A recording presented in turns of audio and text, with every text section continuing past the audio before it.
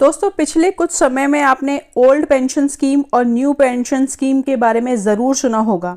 आजकल पुरानी पेंशन बहाली का मुद्दा एक ज्वलंत मुद्दा बन चुका है, जो कि चुनावी राज्यों में भी एक वोट बैंक का काम कर रहा है। हाल ही में आपको पता ही होगा, हिमाचल प्रदेश की सरकार जो बनी है, उसमें भी सरकार द्वारा जो ओल्ड पेंशन स्कीम है, इसकी बहाली का वायदा किया गया था। तो विभिन्न राज्यों में ओल्ड पेंशन स्कीम के लिए आंदोलन भी चलाए जा रहे हैं, जिसके चलते राजस्थान, छत्तीसगढ़ और झारखंड जैसे राज्यों में जो है पुरानी पेंशन स्कीम जो है उसकी बहाली के लिए घोषणा कर दी गई है। वहीं हाल ही में अगर हम बात करें, इसके लिए कमेटी का गठन किया गया है। और आप सभी जानते हैं कि इस समय शीतकालीन सत्र चल रहा है लोकसभा का, तो इस दौरान भी जो है वो आपकी ओल्ड पेंशन स्कीम और न्यू पेंशन स्कीम का जो मुद्दा है वो एक चर्चा का विषय बना हुआ है। इसके लिए भी सवाल जो है लोकसभा में उठ रहे हैं। तो आइए आज हम इस वीडियो में समझेंगे कि आखिरकार ये ओल्ड पेंशन स्कीम और न्यू पेंशन स्कीम क्या है, दोनों में क्या फ़र्क है, क्या जो है दोनों के अंदर अंतर है और कौन सी स्कीम जो है वो सरकारी कर्मचारियों के लिए फ़ायदेमंद है।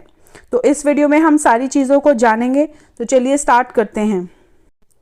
तो आइए सबसे पहले हम समझते हैं पुरानी पेंशन योजना क्या है, जिसे हम ओल्ड पेंशन स्कीम के नाम से भी जानते हैं, ओपीएस। तो पुरानी पेंशन योजना एक सुरक्षित पेंशन योजना है। यह रिटायरमेंट के बाद पेंशन के रूप में मिलने वाली सुविधा है, जो आपके आखिरी वेतन का लगभग 50% होती है। इसका भुगतान सरकार की ट्रेजरी के द्वारा किया जाता है। तो जो ओल्ड पेंशन स्कीम है, इसके अनुसार ये आपके सरकारी कर्मचारियों, केंद्रीय कर्मचारी जो भी भारतवर्ष में काम करते हैं, उनकी सेवानिवृत्ति के बाद जो उन्हें पेंशन दी जाती थी, वो एक योजना है जिसमें आपका एक जो आपकी पेंशन होती थी वो फिक्स होती थी। जो आपका आखिरी वेतन है उसका 50% आपको दिया जाता था और इसका जो भुगतान है वो सरकार की ट्रेजरी से किया जाता था, जिसे 1 अप्रैल 2004 से जो है वो बंद कर दिया गया था। तो ये तो थी आपकी पुरानी पेंशन स्कीम। इसके बाद हम एनपीएस की बात करेंगे और उसके बाद दोनों में डिफरेंस देखेंगे। इसके बहुत सारे अभी आगे और बहुत सारी विशेषताएं हैं, बहुत सारे नफ़ा नुकसान हैं, उसको भी हम जानेंगे। तो इसके बाद हम बात करेंगे एनपीएस की। तो न्यू पेंशन स्कीम, जिसे हम नेशनल पेंशन स्कीम या न्यू पेंशन स्कीम के नाम से जानते हैं, यह ओपीएस के स्थान पर लागू की गई थी, जिसमें पेंशन की कोई गारंटी नहीं होती। यह पूरी तरह शेयर मार्केट व बाजार व बीमा कंपनियों पर निर्भर है और जिसे भारतवर्ष में लागू किया गया है। आपके एनपीएस को 1 अप्रैल 2004 से लागू किया गया था, यानी कि 1 अप्रैल 2004 से पहले जो व्यवस्था लागू थी उसे हम ओपीएस के नाम से जानते हैं और इसके बाद इसके स्थान पर जिस पेंशन स्कीम को लागू किया गया उसे हम एनपीएस के नाम से जानते हैं। अब हम दोनों में डिफरेंस देखेंगे कि कौन सी स्कीम जो है वो किस किस तरह की जो बेनिफिट्स हैं या जो व्यवस्था है वो कर्मचारियों के लिए उपलब्ध करवाती है। तो अगर हम बात करें पुरानी पेंशन व्यवस्था की, तो इसमें जीपीएफ की सुविधा आपको मिलती है, जबकि न्यू पेंशन व्यवस्था में जीपीएफ की कोई सुविधा यहाँ पर कर्मचारी को नहीं मिलती। जीपीएफ क्या है और क्या है इसके बेनिफिट्स? जीपीएफ है आपका जनरल प्रोविडेंट फंड। यह अकाउंट उन कर्मचारियों के लिए है जिन्होंने 30 मार्च 2004 से पहले सरकारी नौकरी को ज्वाइन कर लिया था, क्योंकि उसके बाद इस व्यवस्था को खत्म कर एनपीएस को लागू कर दिया गया था। इसमें कर्मचारी अपनी बचत के लिए योगदान देता है, जिस पर उसे अच्छा खासा ब्याज दर मिलता है। और सबसे ज़रूरी बात, कर्मचारी ज़रूरत पड़ने पर जीपीएफ के खाते से रकम को निकाल सकता है और निकाली गई रकम पर कोई टैक्स नहीं लगता। हालांकि हाल ही में सरकार ने इस पर भी एक रोक लगा दी है कि आप एक वित्त वर्ष के दौरान जीपीएफ में जो के खाते में जो जमा की गई राशि है वो आपकी 5 लाख रुपए से ज़्यादा नहीं हो सकती। तो ये है हुई जीपीएफ की बात। इसके बाद अगर हम बात करें तो पेंशन के लिए कटौती नहीं, पूरी पेंशन जो है सरकार देती है। ओल्ड पेंशन स्कीम में आपकी जो आय है उससे किसी प्रकार की कटौती पेंशन के लिए नहीं की जाती, जबकि एनपीएस सिस्टम में आपके वेतन से प्रतिमाह 10% की कटौती की जाती है। वह सरकार द्वारा भी 10% का योगदान होता था, जो अभी बढ़कर कुछ समय पहले बढ़कर जिसे 14% कर दिया गया है। तो यानी कि यहाँ पर आपकी ही तनख्वाह से आप ही को पेंशन देने के लिए जो है हर माह पैसे काटे जाते हैं। इसके बाद है रिटायरमेंट पर निश्चित पेंशन। ओल्ड पेंशन व्यवस्था के दौरान आपको निश्चित पेंशन का जो है यहाँ पे भरोसा दिलाया जाता है और आपकी जो वेतन होता है, आखिरी अंतिम वेतन, उसकी 50% की गारंटी यहाँ पर दी जाती है। जबकि एनपीएस की अगर हम बात करें तो यहाँ पर पेंशन की कोई गारंटी नहीं होती और ये पूरी तरह से शेयर बाजार व उसके जोखिम पर आधारित होता है।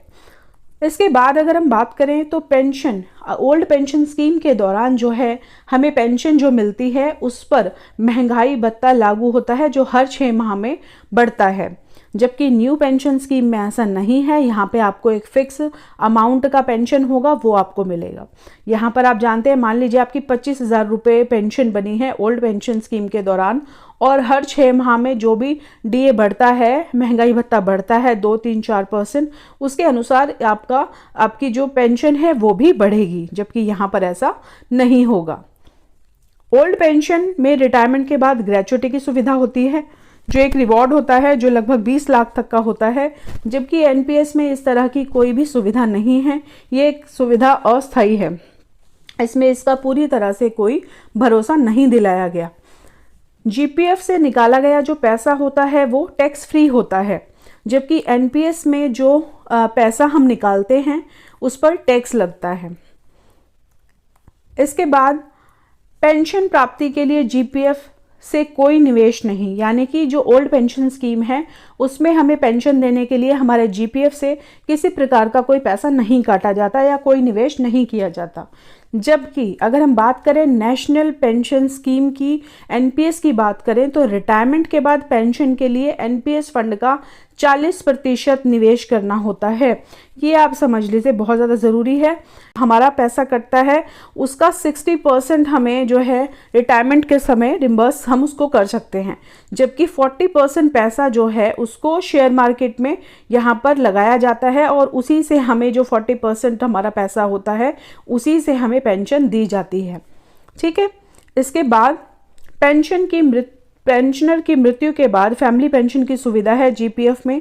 अगर आप एक को जीपीएफ सिस्टम या ओल्ड पेंशन स्कीम लागू होती है तो आपके बाद आपकी फैमिली को जो है पेंशन मिलती है। जबकि जो एनपीएस है इसमें इस तरह की सुविधा नहीं है।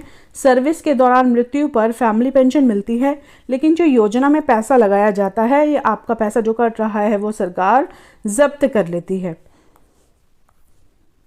तो यहाँ पे हमने जाना और समझा कि हम क्या क्या ओल्ड पेंशन स्कीम में क्या फ़ायदे हैं, क्या नुकसान हैं, क्या क्या चीज़ें जो हैं, सुविधाएं जो हैं हमें अलग अलग पेंशन व्यवस्था दे रही है। ठीक है। मोटे तौर पे अगर हम इसको समझें तो ओल्ड पेंशन स्कीम के अनुसार हमारा जीपीएफ सिस्टम होता है जिसमें कि आप अपना बचत करते हैं और वो पैसा पूरी तरह से आपका होता है और आपको जब पेंशन मिलती है तो वो सरकार जो है अपनी ट्रेजरी से आपको पे करती है। जबकि न्यू पेंशन स्कीम की अगर हम बात करें तो यहाँ पर जो पेंशन की व्यवस्था है उसके लिए हमारे ही तनख्वाह से, हमारे ही वेतन से प्रति माह जो है 10% को काटा जाता है, जिसे आपके रिटायरमेंट के दौरान 100% का आपको 60% आपको ग्रेच्युटी के रूप में दिया जाता है और जो 40% होता है आपका वो आपको आपकी पेंशन के रूप में अपने पास वो रखते हैं और उसको निवेश करते हैं बाजार में और उसके अनुसार जो है आपको पेंशन दी जाती है।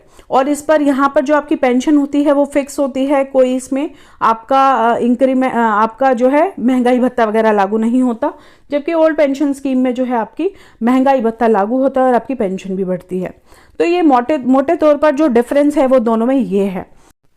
तो यहाँ हमने समझा ओल्ड पेंशन स्कीम और न्यू पेंशन स्कीम के बारे में। और अब तो जो है हमारी जो देश की जुडिशरी है उन्होंने भी जो है एनपीएस की जगह पर पुरानी पेंशन को लागू करवा लिया है अपने सभी देश के जजों के लिए। तो जब विभिन्न राज्यों में इसके लिए आंदोलन चलाए जा रहे हैं और ये आप देख सकते हैं मनजीत सिंह पटेल ये विभिन्न राज्यों में जो ओपीएस स्कीम को लेकर, ओपीएस बहाली को लेकर जो आंदोलन चलाए जा रहे हैं उसमें काफ़ी अच्छा काम कर रहे हैं, उसके प्रभारी के रूप में काम कर रहे हैं। पुरानी पेंशन व्यवस्था के तौर पर व्यवस्था जो है ये सरकारी कर्मचारियों के हित में है, उसके हित की बात करती है। इस पर आपकी क्या राय है हमें कमेंट बॉक्स में ज़रूर लिखें। तो चलिए मिलते हैं अब अपनी नेक्स्ट वीडियो में, तब तक के लिए नमस्कार। और अगर आपने अभी तक हमारे चैनल को सब्सक्राइब नहीं किया है तो कर लीजिए और साथ ही बेल आइकन पर भी प्रेस ज़रूर कीजिए। धन्यवाद।